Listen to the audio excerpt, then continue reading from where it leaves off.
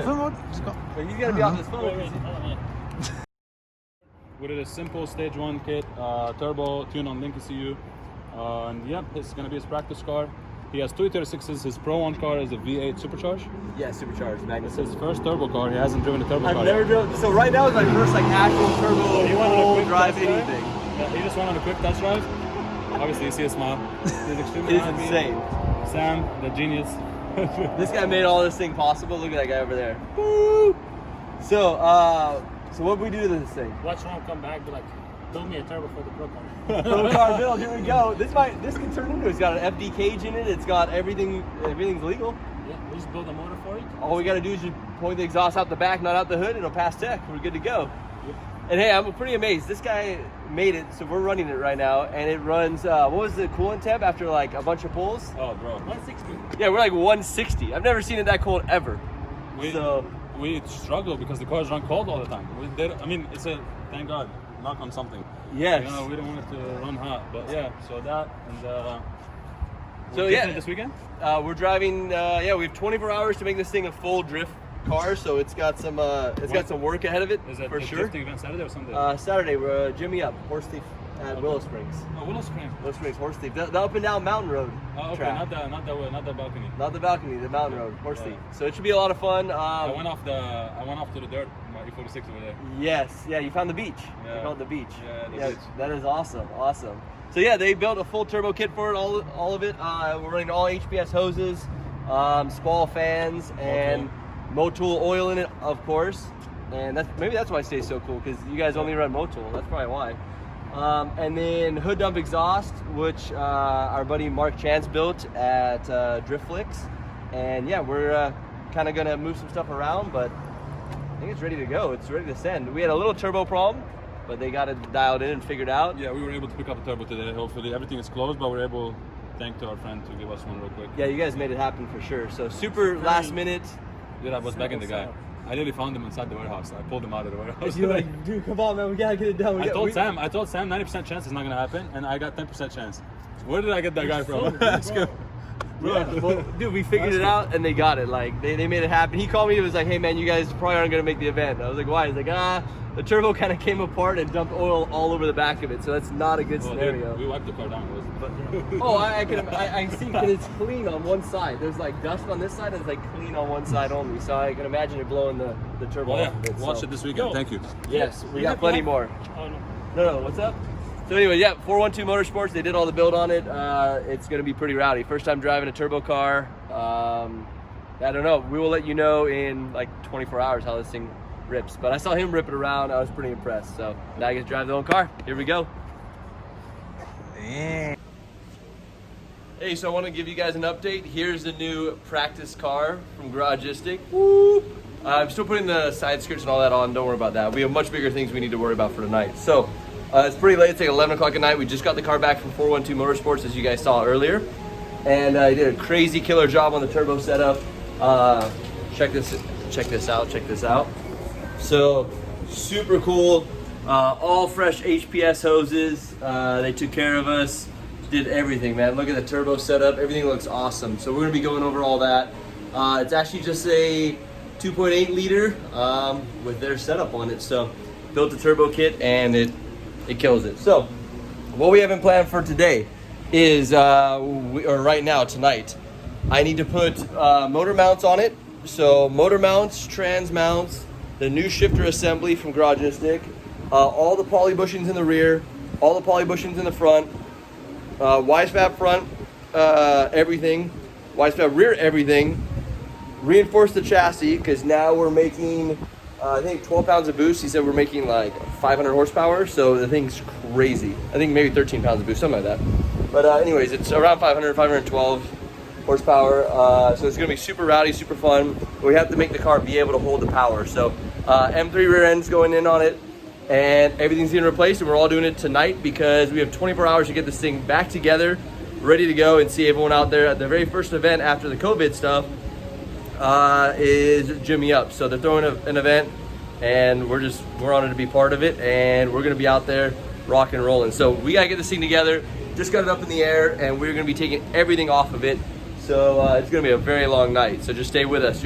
I'll show you the way as we do it. So everything back here has got to come off the car. All this stuff, we're going fresh Feal coilovers. We're going all Wisefab. This stuff was pretty bad. He tried to run it on the dyno, and look at this. Look what was happening over here. He said it's getting wheel hop from somewhere, and look at that. So this is moving all crazy here. Look, there and up here.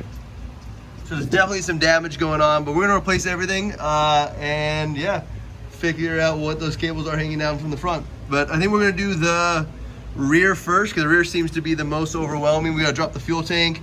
We're changing to E85, which is something I said I'd never do, but yeah, we like blue flames. So blue flames out of the hood, E85. We're gonna dump all this stuff down and yeah, figure out what we have to do to change the fuel lines. We'll order all that in the morning, go pick it up from G&J Aircraft. But I need to know exactly what we need tonight, so everything's coming out of this car right now.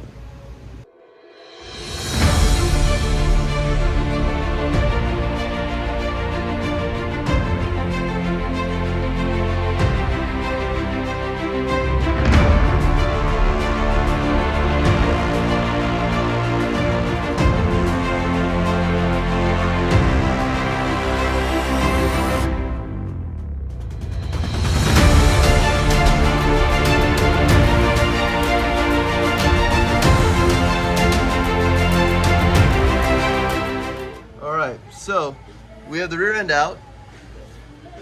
Took maybe 30 minutes. We found a couple problems. This one's fine. That stud looks like it's actually came out like a good amount of distance for some reason.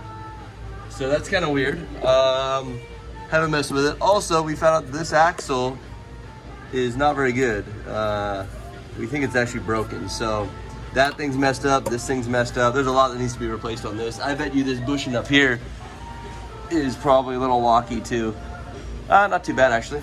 So we're gonna do that. We're gonna do all the reinforcement plates up in here in the pocket. We have to drop the fuel tank to do all the reinforcement plates on the front side.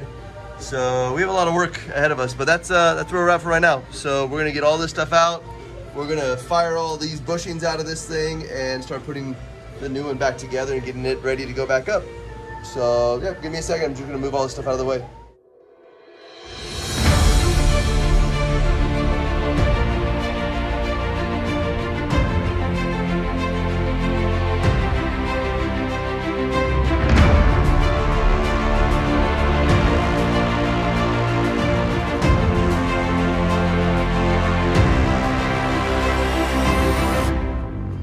Alright, so we took the whole subframe apart pretty quickly.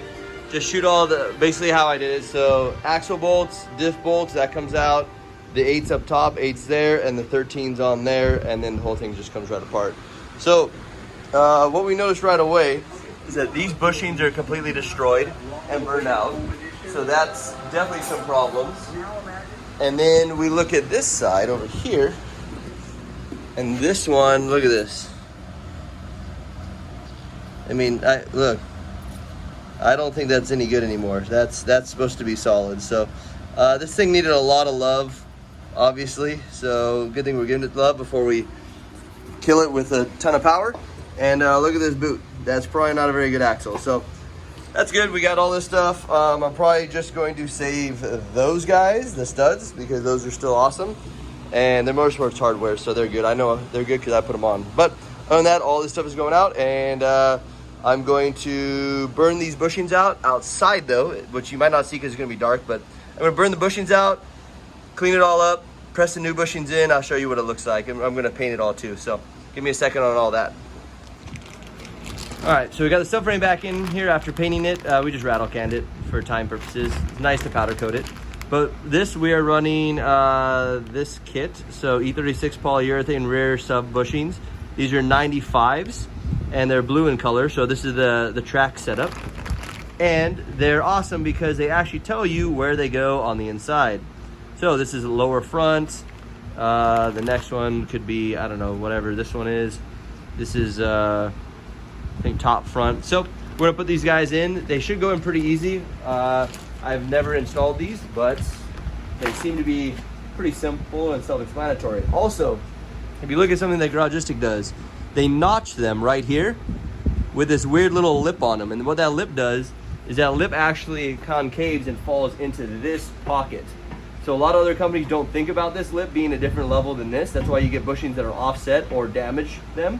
So these guys actually thought about it. So this is top front.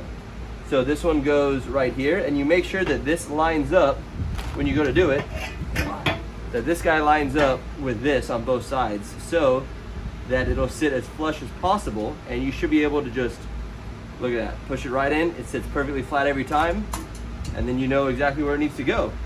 This is lower front, so this must be the bottom of this guy. And how you know that the product is good is when you can press them in and they're snug, but you can do it by hand. So nice perfect fit. Once I tighten it down, it'll cinch it together, so you don't have to worry about it being 100% all the way seated, because it will seat it once you clamp it. So we're gonna continue push the rest of them in, but it's as simple as that. Just grab them and put them all in. Lower rear. Okay, so we pulled the diff out, and this is the same diff that's just gonna go back in it. So this is a 391, 315. 315. So any diff tags on e36s, if you see the little tags, please save the tags on them because it makes everyone else's life a lot easier. 315. There's also a cool little way to check if you wanted to check. So hold on. If you fold this guy down and you rotate this, so let's say you put a mark right there, right? So there's one mark here, and then you make a mark right here. So we'll put a paint pen. Just show you guys some cool little tricks. Put a paint pen right here. This is actually showed to me by RJ, Mr. Big Duck Club himself. So if you look, there's a paint mark right there and a paint mark right here. So to figure out what the diff is, you just spin it till this thing comes back up. So if you go like that, and you notice this one is one rotation, then you spin again, and we have two rotations. You spin again. We have three rotations, and if you notice, the paint mark is right here, so it's almost there, but it's not quite all the way back up. So all the way back up would be right there, dead center, and that's that much off. So you could tell that this is a close to a 315, or 30 or 32, something like that. So you'll know the ratio pretty simple by doing it that way. At least you can tell it's not way off. So what we have to do is get these bushings out. They're very difficult to get out. Or they can be very difficult to get out. You can try and burn them out, but that was not very successful. So I'm going to show you guys another trick, another way of doing it. I actually inherited this trick by Chad Gobble from TSK Motorworks, and we're going to drill the side of this with an oversized drill bit, and it's going to pop right out, really nice and simple. But you don't want to bang on these. These are aluminum and they're known to break, especially snap off right here. So let me get a drill bit and I kind of show you what we're going to do and how we're going to drill it out, and then I'll just go bink, and it'll come right on out. So we're gonna try this drill bit first, and the idea is to drill right between here and here, just enough to where it eats this inner piece of this aluminum piece, and then you should just hammer right on out. So we're gonna try this size. If this is in the right size, we'll go back one size up, but we're gonna start at this size first.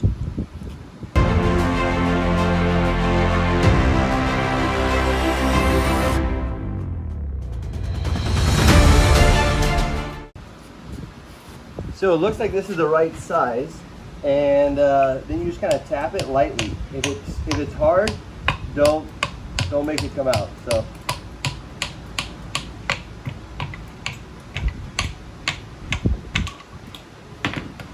there we go. If you check it out, look, it barely ate the corner of that and ate this. It did not damage this at all. If you look, there's no marks on it. So it came out nice and clean. All I do is just collapse it just enough to take it out, and you can see where it loads, like this. And we're gonna do the same thing to that side, so no need to show you guys that same copy. And the drill bit size is well, it is destroyed, so I'm not too sure. Give me a second, I will tell you what the drill bit size is. Okay, so there we go, you heard it. It's 25/64 is the drill bit that I use. It seemed to be perfect. So, yep, there we go. That's what I would do, and it just knocks right out. Then what we're gonna do I'll show you how simple these are. So these are the new Freshie ones from Garagistic, and they push in pretty nice. So they look amazing to start with, but they're going to be much better than what we had for sure. Pushing that side. Yep, and so I'll have to push it in a little bit more. I got about halfway in, but we're just gonna press it the rest of the way in. We're gonna support this side and then probably just tap it in with something. So just be nice and gentle with it. Don't break the ear, especially after you already got it out. Actually, you know what? Hey, we'll just do it right now because that way you guys can kind of see what we do. Let's see if this is the right size.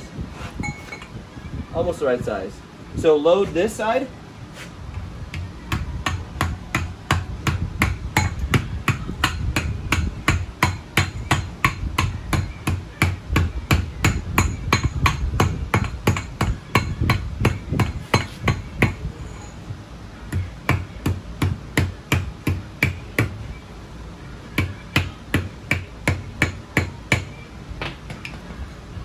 There we go. And all I did was I just loaded it with a bar on this side to make sure that I wasn't hammering on the ear, that I was hammering on something on the edge. And now it's all flat and flush on both sides, and you're ready to go. So we're gonna do this side and then get ready to put this thing back in the car. Okay, so the other thing we're doing after we got these bushings in is we're draining the oil out of it. We do not know how many miles this oil has on it. Have no idea. So we're gonna let this drain for a second and then put some new fresh oil in it. Okay, so what we're going to use on this thing is 75-140 by Motul. It looks like this. I know it says Nissan Nismo, but it's all good oil. Competition oil, differential oil, 75-140. So that's what we're using in this thing. That's actually what we use in the Pro car as well. So I'm highly confident that it'll be okay for this if it's okay for a winter's quick change. So there's a little key tab. That was what I was missing. So key tab, we normally use the metal bottles, but this is my first time using this one. So it says unscrew. Oh. Hold on. Pull up first. And this is why we like Motul. So all the Motul cans have funnels built into them so you can actually use them. So you're not trying to fiddle around with trying to find a funnel. And hopefully you guys can see this. Pretty much just put a little rag or something down underneath it and go like this. And just fill it up until it's done. So once it's full and it leaks out the bottom, then you torque it down to the torque spec, which I'm going to look, I think it's like 40 foot-pounds, but I will make sure and let you guys know before we are done. The drain plug torque, it says 57, but the threads look pretty bad and scary on this one, so we only did 20 up here and we did 40 on the lower one. So to make sure that you torque them, they are aluminum, so steel going into aluminum, it's easy to damage it. Okay, so we pulled the fuel tank out. Fuel tank's gone now. It's literally just 2 straps and some hoses over there that just slide through the little cowl and back out the bottom. So just pulled it out. Couldn't really find anywhere to hold the camera, but anyways, got it all out. So now what we're gonna do is reinforce these buckets up here, and I'll show you where they go and why we need them. So this is the kit that we're using. This is the Garagistic kit, e36 complete chassis reinforcement kit, M3 and non-M3. This one's a non-M3, but I don't think it really matters at this point. So what we have here is a box of goodies. So it has the top pieces, which those go on top of the shock tower, so we'll put those in. These guys, which are all the tabs for the rear subframe, which we'll show you how this welds in. It welds in pretty nice too. Those are little tabs for the sway bars, and this is the actual sway bar mount that braces the side of it. So they're lightweight, but very sturdy. Then this kit, which you can buy this kit separately too. This is e36 rear subframe mount chassis reinforcement plates. And these are really nice. They're nice for multiple reasons. They're laser cut out, I believe, and they don't have that black nasty stuff that some of the other lasers leave on them that makes it so you can't weld them. So these are ready to weld. They look really, really good. They're nice and clean. I mean, except for my greasy hands, but other than that, they're nice and clean. And they have these guys, so you can line them up really easy. Put the stud in the middle, which I'll show you how to do, and then you just fill. Then you can just run a bead all the way around this guy. And the reason I took out the fuel tank was to change the lines to E85 lines, and was to weld these in safely, along with welding these in. These are the buckets for, they're called R-tabs, I guess, but these are the R-tab buckets. They go up in the front side of it. So let me dive under there with all these guys. and I'll kind of show you. Here we go. We'll grab it like this. Kind of show you where these guys go, because I think it's extremely important and understand why. So, if you look up here, you look up here with no light, it is very dark. So give me 1 second. There we go. Put a little light on it. So this one, we're pretty lucky. This one's not cracked. Most of these you'll see them cracked off this way or cracked off this way, or my teammate Daryl, his whole entire piece was missing, just fell right on out with the subframe. So you don't want that to happen.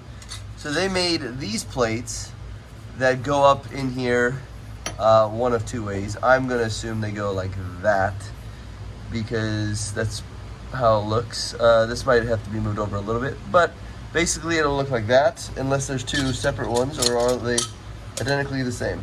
They're identically the same. So I'm gonna guess that's the way it goes on this one. Ooh, this one, however, look, they're starting to crack. So there's a small crack right here, so we're gonna need to fix that. But other than that, they don't look too bad. So this guy goes in and lays like that. So we're gonna weld this in, weld this in, weld this in, clean this all up. We're gonna get rid of this for right now, just a 13. And then that will go right in there. Then the more exciting ones, and I'll show you like after I clean it, how I clean it with a wire wheel, and then go from there. Do not clean it with a grinder wheel. You will go right through the metal. It's very thin. Then over here, these R-tab pockets, these guys go in and they sit like that. Obviously flat, but they sit up there like that. So after you clean it all up, they'll sit in. You weld the insides of those guys, the outsides, and just basically weld it in place. And it is designed to hold these guys in place, because these have been known to tear out, and I've seen people tear the whole pocket out of the bottom of the chassis. So we're gonna reinforce it all the way around here, around the little bolt pockets or the inserts, and be ready to go. So there's a rubber dowel piece here. Make sure you pop that out before you try and put it all together, and just clean it all up. So let me get to grinding and cleaning. Wire wheel only, not mechanical grinder or 4-inch wire grinder, just a little small grinder, and we're just gonna clean up where we need to, and then shoot it. So here we go.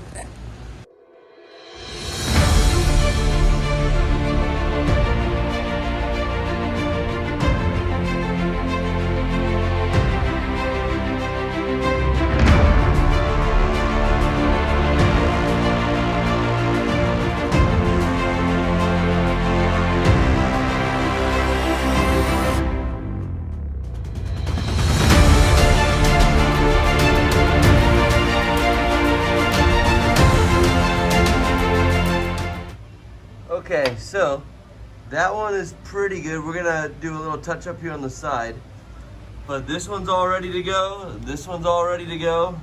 Oh, there we go, that one. It's kind of hard to tell, but there we go. It's clean where it needs to be, and that one is too. And basically I left the middle of it with the sealer on it, just so it doesn't rust, so it has a less chance of rusting. So we're just gonna weld around the outside, the two holes, the pucks, and be good to go. So I'm gonna set up the welder, and we'll be ready and rocking.